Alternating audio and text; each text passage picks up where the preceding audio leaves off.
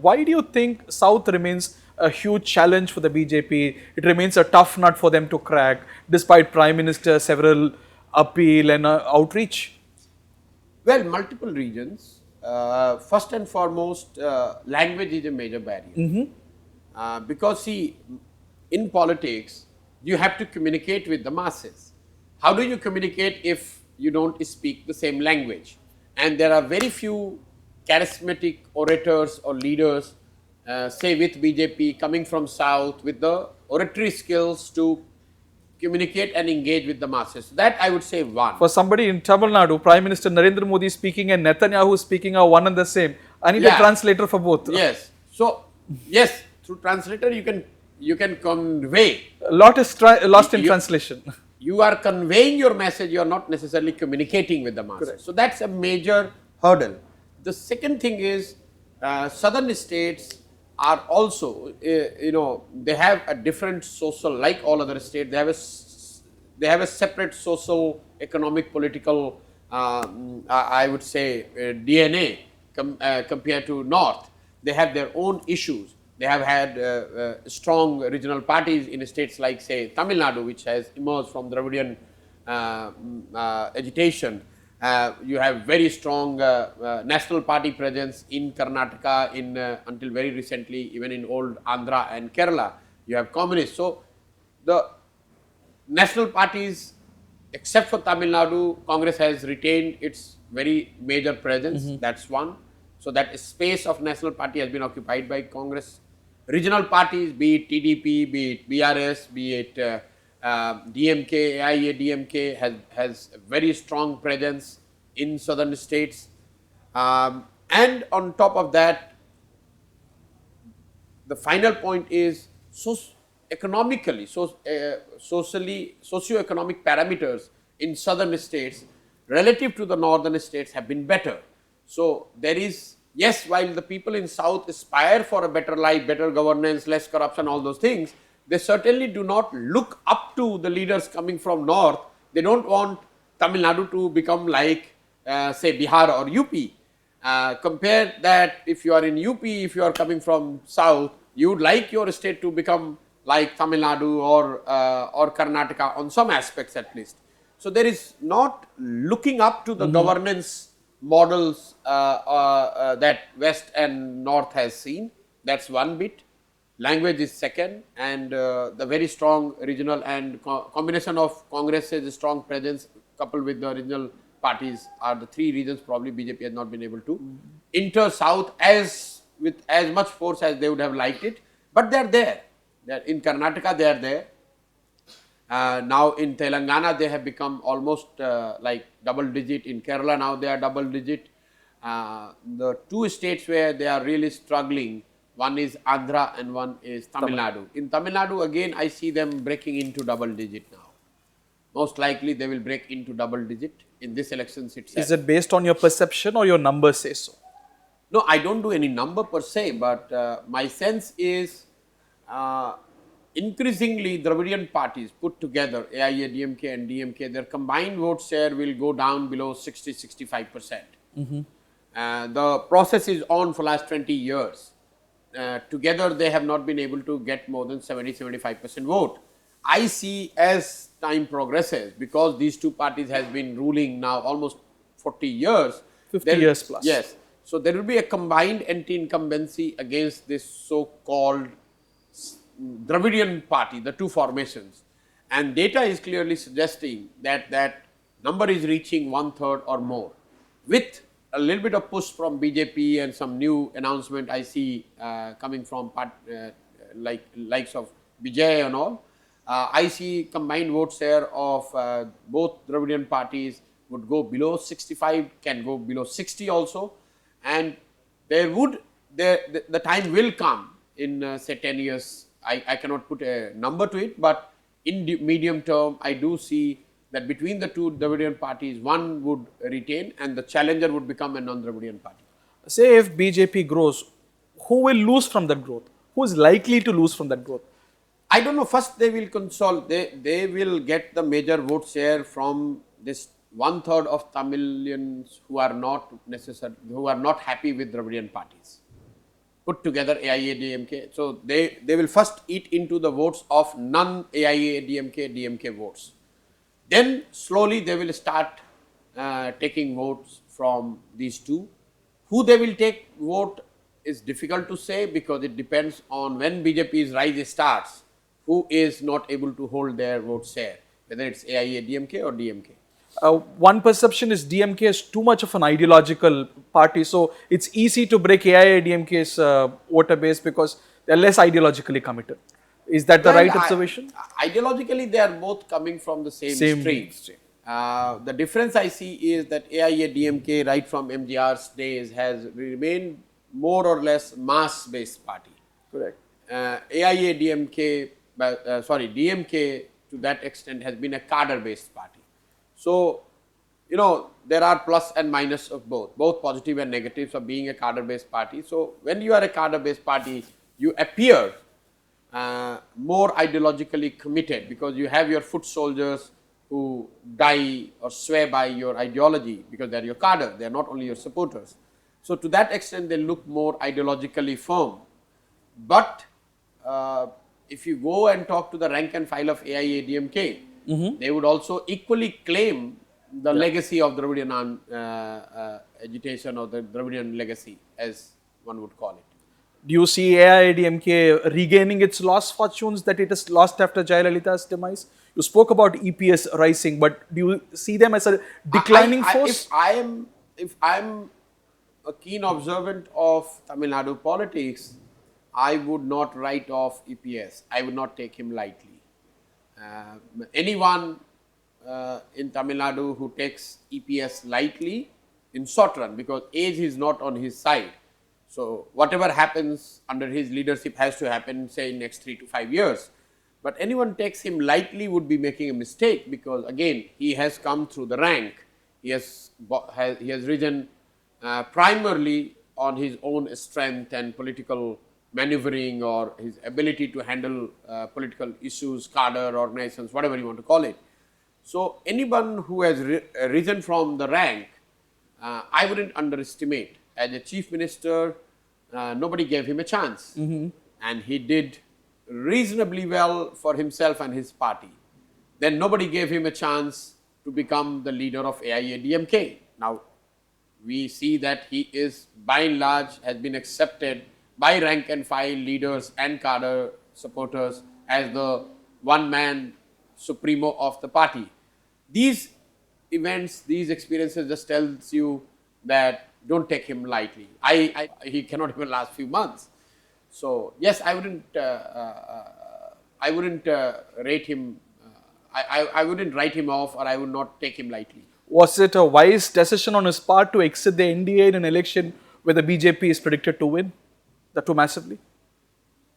Well, I think in Tamil politics, anybody who is claiming to be the legacy of Dravidian ideology would not be better served by aligning with BJP because the two would not go. It's not there's no synergy to say between what BJP represents or claims to represent and what Dravidian ideology is all about. So to that extent, it's not a good fit, either whether for DMK or AIA-DMK. But there could be tactical, operational or short-term reasons beyond ideological match or fit. On that issues they were together, keeping those issues in mind they were together. But if they have a strong leader, they want to claim the Dravidian legacy, anyone between DMK and AIA-DMK, they should stay away from getting into a formal arrangement with BJP. If they do, they are more likely to loosen their grip on the Dravidian legacy than the other one. And also looking at the history, all NDA partners never had an upward trajectory. Some of them have split, some of them have shrunk, all to BJP's advantage. But this in Tamil Nadu you are saying? No, across India, maybe shifts and other parties, they have shrunk, they have split. We know big fish eats the small one. So if you invite a big fish in your territory, be ready that one day when you are not as strong as you are today, be ready to be eaten up. First, I see in next 10 to 15 years between AIADMK and DMK, one party remaining a dominant political force, other will slowly go into oblivion, because the Who is likely to survive in your... that I don't know, but I know that the combined vote share of these two parties will go below 60. So whoever takes the remaining 40 as a denominator between the two parties, whoever aligns with BJP are less likely to vacate or will be forced to vacate the Dravidian ideological space and align with BJP. So to that extent, if you want to be the legacy owner of Dravidian legacy owner in Tamil Nadu, then you are better advised not to be with BJP in formal alliance. There is a new player who has announced his entry to Tamil Nadu politics. I'm sure you followed. Vijay has announced his entry. Do you think there is scope and space for an actor like Vijay too? I keep repeating this data, that last 20 years, the combined vote share of AIADMK and DMK has been slipping down. At one point of time, it was above 80, now it is below 70. And I see the trajectory the same, it will go below 60. And if that is the case, that is clearly telling that there are 30 to 40% Tamil voters who are not convinced with either DMK or AIADMK. Hence, anybody who presents ideological and other compelling proposition for people to look, probably there is a space and a scope. Do you think he is suited? Do you think he has traits and... I don't know him enough to comment, but I'm saying theoretically there is a space. Anyone who puts the effort, is able to put the hard work on the ground, put the rank and file, masses, right ideological narrative, value proposition for the people, there is a space. There is no clarity on the narrative, but they are taking a position of criticizing all the established players. No, but BJP, that's there. Yeah, that's so there, because is that the right button to press? Because again, I will go back to the same data, probably I have repeated 10 times, that if you are trying to take the space of 30-35% who are by and large disillusioned with anybody and everybody in the political space, largely both sides of the ruling party, because even if they are the smaller parties, they are either aligned with DMK or AIADMK. If you are trying to enter as a third player, you have to look at these 35-40% vote which are not voting either for AIADMK bloc or DMK bloc, or they are not happy with them. So of course you have to be critical of both. Right. Do you see that space being filled by the BJP at some point? They have the opportunity. BJP? BJP also has an opportunity. Despite all the disadvantages of language, culture, the barriers that you have spoken about? Yes. How come? Because they are a dominant national player, and there is a scope among the Tamil voters. There is a section who would like to be a bit more aligned to the national political formation, and that is significant. It's not like in single digit, it could be anything between 10 to 15%. In this election, BJP on its own or NDA? BJP on its own, I have already said I would not be surprised if they get into double digit. Double digits. Could be 10, 11, 12, I don't know. So you see someday BJP emerging as a principal player in Tamil Nadu politics? I don't know. The journey beyond 10-12% is a function of many things. Do you see them on an upward trajectory? Right now, they are definitely on upward trajectory in terms of vote share, not necessarily the seat share. But if you look at the Tamil Nadu political history, there are a lot of people who have gone up to 8%, 9%, and then they kind of stall, and then they come down. So this 8%, 10% range is where a lot of people have reached. The question is scaling up beyond that. Then your ideological thing, you have to get the new group, you have to groom right leaders, you need to be persistent, you have to put the resources on the ground. And keeping all that in mind, I think BJP would have a chance. I wouldn't completely write it off that BJP does not have a chance. They have a chance because there are 35 to 40% voters who are not willing or not happy with AIADMK and DMK. So theoretically, there is a denominator. And out of that 35-40%, BJP is probably close to 8 to 10% right now, could go up to 11, 12, 13%. So definitely they also have a start. Now, whether they are able to take it further from 10, 12 range to 20, 25 or beyond, that is a function of what they do in next 5 years or 10 years. There is a buzz about Annamalai, the current BJP leader? Do you see him as a capable leader who can I deliver? don't know him enough, and again, I don't comment about individuals unless I have worked with them. So I have no first-hand experience of knowing or working with him, so I can't comment. I see and read whatever little news we see through channels like yours or other media entities.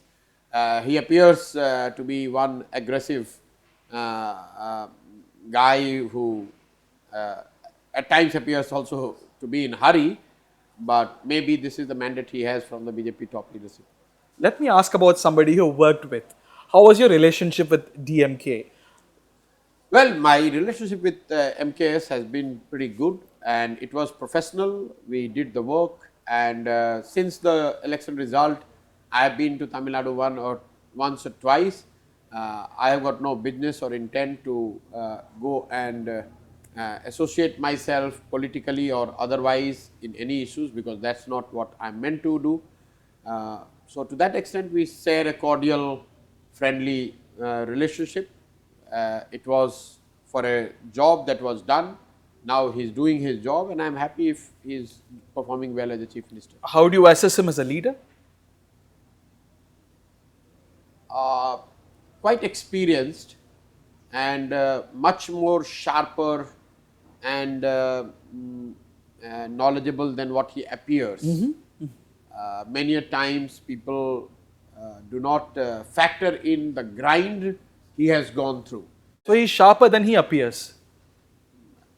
Definitely sharper and much more experienced, knowledgeable than what a lot of people think he is. And the credit goes to his own resilience and the upbringing and what Kalangar has made him go through, which is like 40-45 years of grind before he has reached that position. Unlike many other second generation leaders. So you would not categorize him in the list of dynasties like the likes of that's what Rahul I'm saying. Gandhi. Like, you at the age of 25, 30, just because you're son or daughter of somebody, you come and you straight become in 5 years or 10 years leader of the party. We have many examples across India. What happens is you become leader of the party, but you never become leader of the state or the country. But in case of MKS, why he has been able to transcend from being someone's son to leader of the party to leader of Tamil Nadu is because before he became leader of the party, he was made to go through that grind for almost 40-45 years. So after 40 years of political work, if you have reached that position, again, you could be very well, yes, you are son of Kalangar, but you have also gone through the grind, you have come bottom up, so you have the necessary experience and exposure to take things forward. One opposition narrative is it is Prashant Kishore of Bihar who made Stalin win the election in 2021. No. Is it your making? No. See, this, I always say it's not only in the context of MKS or Tamil Nadu. I always say when we were doing this work that we are highly overrated. People like us, first of all, you have to understand no individual or no group can make someone win or lose elections. Elections are won by the leaders. Elections are won by the hard work of the party. Elections are won basis narrative. Elections are won basis who you are facing as opposition. Elections are won with the blessings of people, not with a strategist or an advisor or a set of coterie. But having said so, our job is just to streamline things, and maybe that contributes on the margin in terms of streamlining things, making it more efficient, effective, the delivery and the final outcome. But to give credit to any individual, especially likes of me, is hugely misplaced, whoever does this. And I'm not somebody who has this false notion in my head. I know that we had a role to play, we did that job is done. Now it is for the DMK, its leadership, to deliver on the manifesto, the promises, and meet the aspirations of the people with which they have been voted in. If they do well, they will be re-elected. If they do not do well, no Prashant Kishore can come and help and make you win. 2021 is past us, so I hope you can reveal some more details. How was the election strategy evolved for 2021? What did the buttons you press to deliver that kind of result? See, first and foremost, my idea was, if I say one single thing, that make Stalin the leader rather than Stalin, the son of Kalengar. So if you would have noticed, if I say one takeaway, Stalin, MKS emerged on his own. And my feeling of this was that people of Tamil Nadu, a state like Tamil Nadu, would not like to be led by someone's son, no matter whose son you are, no matter how capable you are as a son. They want a leader. So they wanted Stalin. They want to assess Stalin versus EPS. They didn't want to assess Kalengar's son Stalin versus EPS. So one of the very fundamental call we took, that we did not present him as the son of Kalengar or legacy carrier of Kalengar. We presented him as Stalin. Did the party disagree on this? Were there disagreements on this? When you present this kind of idea any day, you know, like he was called Talaivar. I registered and we said no, he should be called Stalin. And all through the campaign, he was called Stalin. So initially, of course, there, you know, his people would say that no, what his father was called Kalengar and we call him Talaivar. So how can we, you know, call him Stalin? But he was called Stalin and he was comfortable, and I must give credit to MKS for this.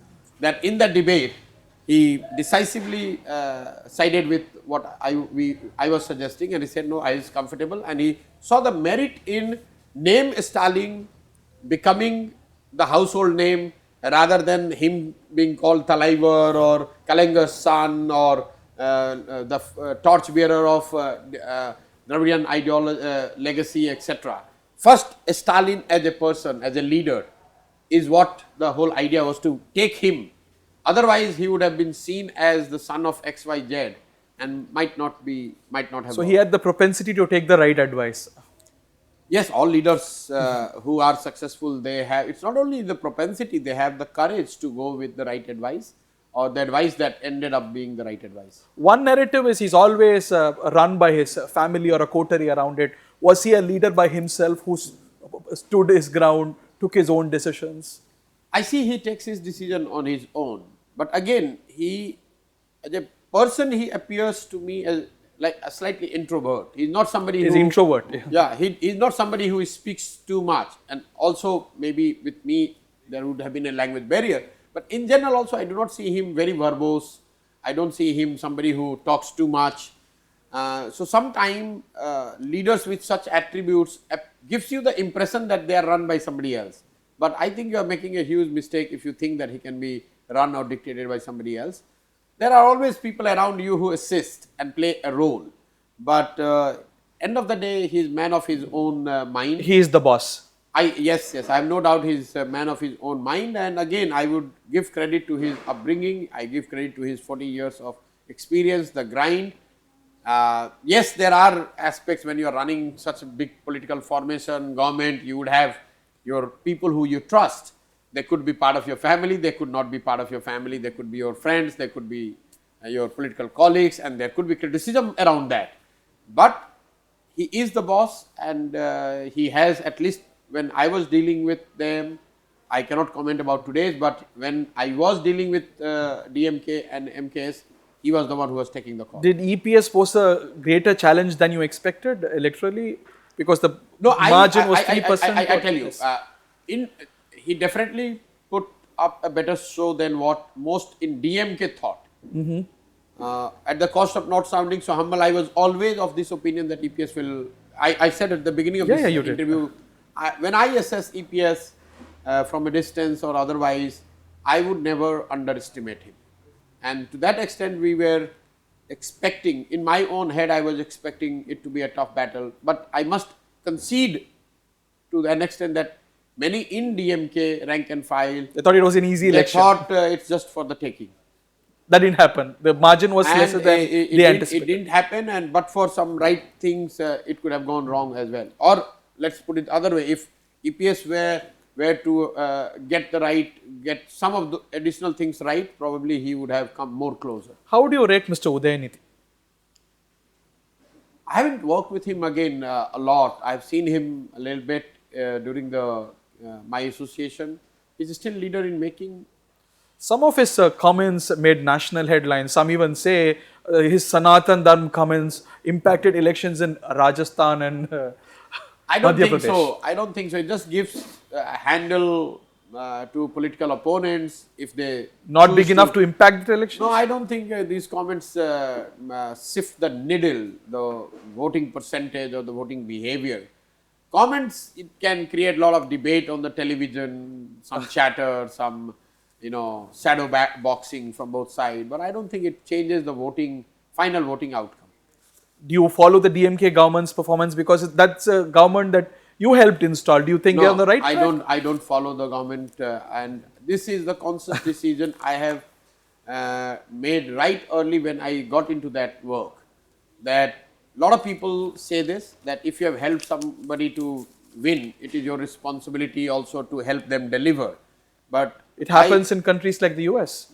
It might have happened, but with me in India, I have never done that. I have never done that, and I have a reason for this. I have debated this a lot with our colleagues and outside, that our job is to set the narrative, what people want the party which they are going to elect as their priority. So we have set those priorities, what DMK should do. Then we help party take that message to the masses that this is how we are going to deliver. We help them get the vote, get elected. Now once elected, it's the responsibility of those individuals who are under oath, mark this word, under oath to deliver. To my mind, anyone, whether you are part of DMK, whether you are part of family, whether you are part of friend circle or professional advisors, if you are not under oath, you must not mess around with the government's decision making, because that is unconstitutional. And even if it is done with the right intent, to my mind, it is nothing but an extra constitutional power center. Suppose if I were to sit in Tamil Nadu today, even with the right intent to help advise some of the promises that were made, what would I become? I would become a glorified power center, where bureaucrats will come for the postings, businessmen would come for their contracts, political individuals would come for their political benefits. I would be reducing myself as a glorified broker. So that's why I never ever, you are active journalist, you can check, nobody can say in Tamil Nadu that after victory we would have met, called or interfered either in policy making or any government decision making, or to that extent even what DMK does as for that party. matter in any state that you work with. Never ever. This has been a conscious decision. It has got its own negatives, but to my mind, after careful consideration, the positives of not associating yourself in a situation where you are not constitutionally in a situation to interfere outweighs the positive. Another narrative that the opposition in Tamil Nadu said during the 2021 elections is you took 370 crores personally to work in that election. No, but those who know me, they know that I have never charged any fee for Prashant Kishore, never charged any fee for any election. I have cultivated the relationship, I have built those networks, and of course DMK would have paid for the campaign, but I am saying this on record, you can go and check with none less than MKS himself, that there will be no professional fee to Prashant Kishore, not even 1 rupee. The cost of the campaign would be paid directly by DMK to AIADMK. I challenge those to IPAC. I challenge, and I am, mark my word, I am neither the shareholder, director, employee or employer of IPAC. And I challenge, there is not 1 rupee transaction between DMK and Prashant Kishore in last 3 years in any form. And if anyone has a proof contra to what I am saying, I am willing to come to Tamil Nadu and face the scrutiny and questions from everybody. Not a single rupee, I repeat, from DMK or their benefactors to Prashant Kishore. The money to cover the campaign cost would go from DMK to IPAC, which IPAC would have done the work and would have submitted the accounts to DMK for their audit or whatever.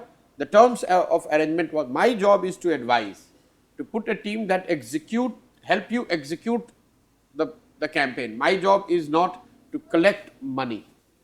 8 years, this is how I have worked, and that is why I have done this again. It has been a conscious decision, because I never wanted to be a vendor. I always saw myself as a collaborator who sits across the table on equal footing and I bring my advice without being under the burden of that money which you would have put in my account, which would make me subservient to you. So I am too headstrong in my own right to be playing subservient to any leader because he or his party would have given me X amount. See the domain I have operated in and the governments who I have helped win. If I was driven by money, I would not be walking in village of Bihar. I would be sitting in Tamil Nadu. I would be sitting in Andhra Pradesh. I would be sitting in Bengal and making money. Let the governments. So why are you talking about 375? If I wanted to make money, you are one of the prominent journalists in Tamil Nadu. If I have helped DMK win government, come in government. I could sit in Tamil Nadu and make as much money as I want. I have not put my foot in Tamil Nadu beyond maybe 1 or 2 personal visits. I went for a treatment in Coimbatore. I went incognito. Not even the local officers would know that I have gone there. I have stayed there 15 days and I come back. Point rightly taken. Has Vijay sought your advice? Sorry? Has Mr. Vijay sought your advice? No, he's not in touch with me. Would you be willing to advise him? No, but I have quit that space. So, you're not advising any political party? I'm not advising that. I have quit that space, I told you. If you come today and you ask what I should do in Tamil Nadu, we can have a free-flowing discussion. But strategy is not going to be your... No, I'm saying, if you are coming to me, valuing me as a professional or as an individual, as a friend, seeking any advice, I'm happy to offer that. But you cannot bind me to a contractual arrangement because I'm not available for such things. And I am not available to work for anybody full-time, be it MKS, Vijay, EPS or any leader in India. I am committed to do what I am doing in Bihar. Wishing you very well. It was such a delight to talk to the greatest political mind in this country. Thank you very much. Thank you very much. Thank you.